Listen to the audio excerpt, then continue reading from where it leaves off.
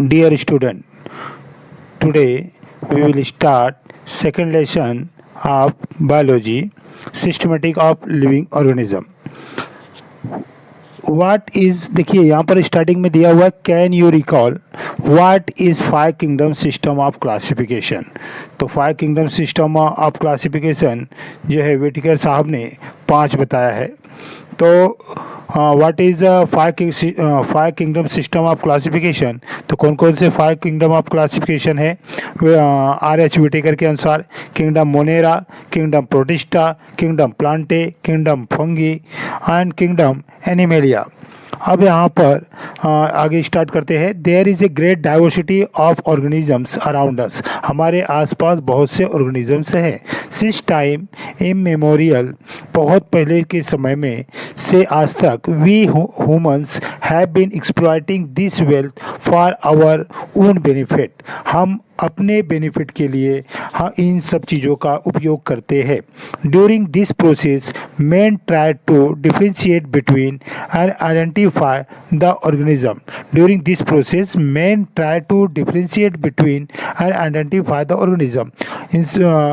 हमने ऑर्गेनिज्म के बीच में डिफ्रेंशिएट करने के लिए, उनकी आइडेंटिफाई करने के लिए ट्राई करते हैं।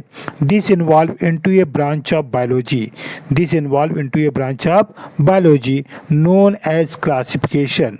हाँ, इस ये जो बायोलॉजी का ब्रांच है, हाँ, इसको हम क्लासिफिकेशन के रूप में जानते हैं। That has lead the eventually to systematic, हम इसका सिस्टमेटिक स्टडी करते हैं।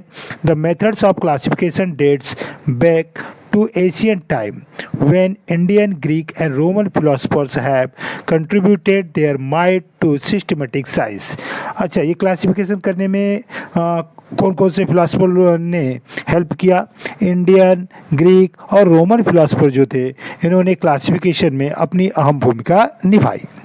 अब हम पॉइंट 2.1 देख रहे हैं। क्या है कि यहाँ पर पॉइंट 2.1 क्या दिया हुआ है? सिस्टमैटिक्स।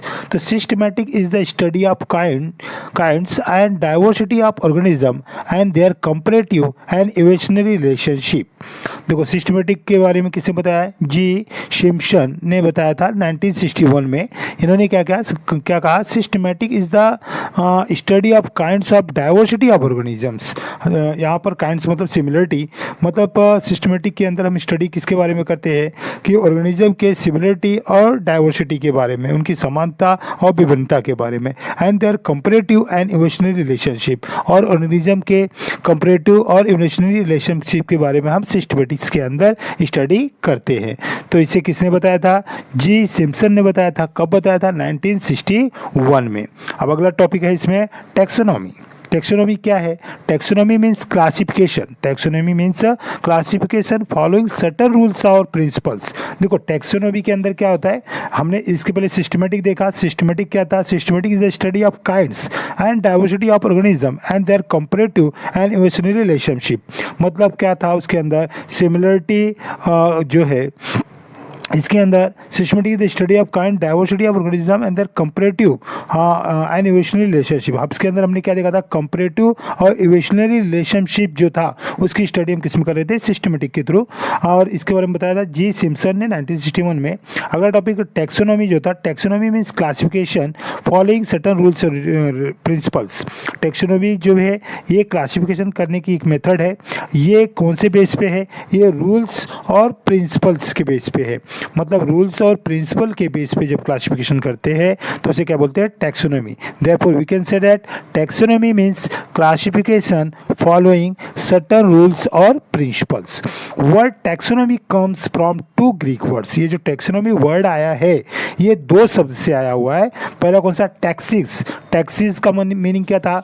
मीनिंग अरेंजमेंट, एंड जो टैक्सिस का मतलब क्या था? अरेंजमेंट। टैक्सिस का मतलब क्या है? अरेंजमेंट। एंड न्यूमियस मीनिंग, न्यूमियस जो है उसके मीनिंग क्या है? लॉ और रूल। मतलब जब लॉ एंड रूल के द्वारा बेस पर अरेंजमेंट किया जाता है उसको क्या बोलेंगे? Taxonomy. The term taxonomy was first introduced by APD कैंडोले। तो इसको सबसे पहले नॉर्मली टैक्सोनॉमी जो टर्म था इसको इंट्रोड्यूस इंट्रोड्यूस किसने किया था? इसको KPD द कैंडोले ने किया था, स्विस बोटानिस्ट। ये कहाँ के थे? ये स्विस बोटानिस्ट थे। और इनका जन्म कब हुआ था? 1778 में, और इनका डेथ कब हुआ था? 1841 में। हमने देखा कि नॉर्मली जो क्लासिफिकेशन है ये टेक्सोनोमी में कौन से बेस पे होता है? ये टेक्सोनोमी में क्लासिफिकेशन कौन से बेस पे किया जाता है? रूल्स और प्रिंसिपल के बेस पे क्लासिफिकेशन होता है। और ये ध्यान में रखने वाला है कि बात है कि आखिर ये टर्म टेक्सोनोमी जो है फर्स्ट इंट्रोड्यूस किसने किया? तो first introduce by APD de Candolle. जो APD कैंडोले थे इन्होंने फर्स्ट इंट्रोड्यूस किया। अब अगला है classification, point number 2.2 classification. It is the arrangement of organism. तो क्लासिफिकेशन में क्या किया जाता है? It is the arrangement of organism और groups of organisms in distinct categories in accordance with a particular and well establish plan.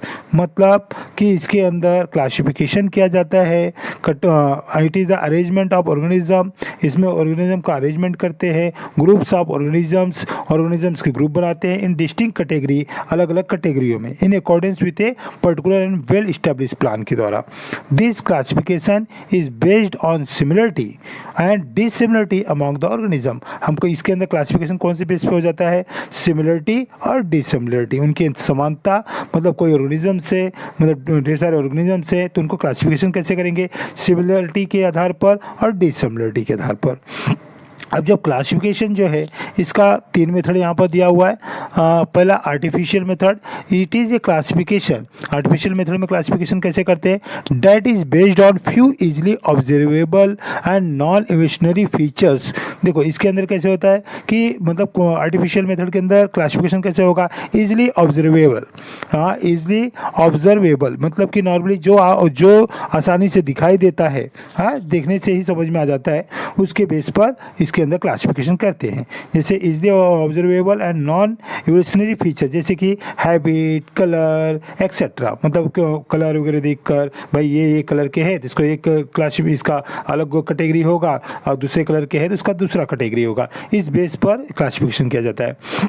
Often irrespective of their affinity relationship with other organism। Example, the lineage system of the classification। मतलब इसका example क्या है? The Linnaeus system of classification. मतलब कि artificial method में का example क्या है? The Linnaeus system of classification. तो हमने क्या देखा? आर्टिफिशियल मेथड से क्लासिफिकेशन में कैसे किया जाता है? जहाँ पर इजली ऑब्जर्वेबल होता है, मतलब हम आसानी से देख सकते हैं और उसके हिसाब से हम क्लासिफिकेशन कर सकते हैं हैबिट, कलर एक्सेट्रा के आधार पर।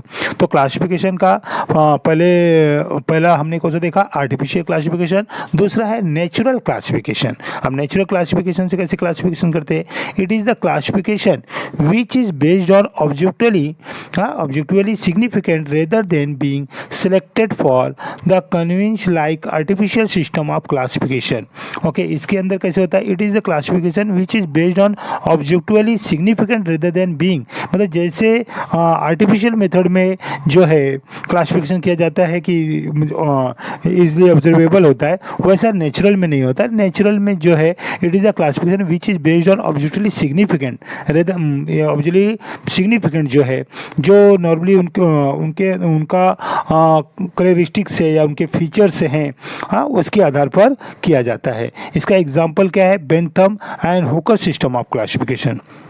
अब तीसरा क्लासिफिकेशन सिस्टम कौन सा है? फेलोजेनेटिक। फेलोजेनेटिक का मतलब क्या हुआ कि it is the classification based of common evolutionary reason. मतलब फेलोजेनेटिक का मतलब है कि जहाँ पर नॉर्मली उनका एक जीन्स के थ्रू मतलब एंसेस्टर हों, मतलब एंसेस्टर्स, जैसे कि सपोज फॉर एग्जांपल कि एंसेस्टर उसी एक कॉमन एंसेस्टर्स हो और उसके ही नॉर्मली बाकी जो है ऑर्गेनिजम्स वहाँ से आए हुए हो, तो उसे क्या, उसे फोलोजेनेटिक कहते हैं। मतलब जीन्स उनके एक ही समान होते हैं, तो उसके आधार पर जिनके जीन्स एक जैसे है वो एक ही कॉमन एंसेस्टर से आए हुए हैं, तो इस तरह से उनको अलग क्लासिफिकेशन में रखा जाता है।